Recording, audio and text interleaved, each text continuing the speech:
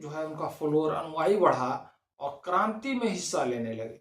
और उस एज के बच्चे ज़्यादा हो गए, हमारे भगत सिंह हो गए, खुदीराम बोस हो गए, प्रफुल्ल चाकी हो गए, खुदीराम बोस हो गए, नलिनी बागची हो गए, रोशन सिंह हो गए, भगत सिंह हो गए, आजाद चंद्रशेखर हो गए, सुखदेव सिंह हो गए। सभी जो है इस क्रांतिकारी हिस्सा में, राम प्रसाद बिस्मिल हो गए, अशफाक उल्ला खान हो गए। तो इस तरह से जो है इन क्रांति का एक नया जो है नींव रखी।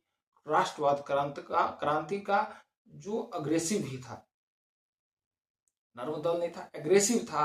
और इस एग्रेसिव के कारण जो है अंग्रेजों का जो नींव था वो हिल गया और अंततः 1947 में भारत को आज़ादी मिली।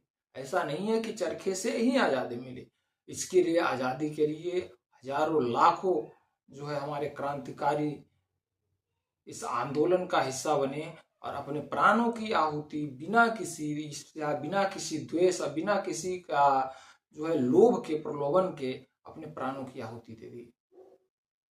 इनको प्राण की आहुति देने के लिए इन्हें कोई फंडिंग नहीं किया जाता था, इनको कोई पैसे नहीं दिया जाता था, इनको कोई फॉलोअर्स नहीं था, या फॉलोअर बढ़ाने के लिए नहीं कर रहे थे। ये जो अपनी आहुति, प्राणों की आहुति आने वाले जनरेशन के लिए कर रहे थे कि हमारा जो आने वाला जनरेशन होगा वो काफी जो है दिक्कत में होगा, इसीलिए इन दिक्कतों को बचाने के लिए, उन परेशानियों से बचाने के लिए अपने प्राणों की आहुति हंसते हंसते दे दी। ऐसे थे हमारे खुदीराम बोस, जो मात्र 18 साल की उम्र में फांसी चढ़ गए और लोग इनको भूल गए। याद रखते हैं आज के युवा, जो याद रखते हैं वो किसको याद रखेंगे? अभिनेता को, नेता को, या उनको याद रखेंगे जो क्रिकेटर हैं, जो प्लेयर्स हैं उनको याद रखेंगे। हमारे क्रांतिकारी, हमारे रियल हीरो को नहीं याद रखेंगे। तो आई रिक्वेस्ट, मैं सबसे अनुरोध करता हूं कि हमारे क्रांतिकारी या हमारे जो क्रांति के हीरो थे उन्हें याद रखें।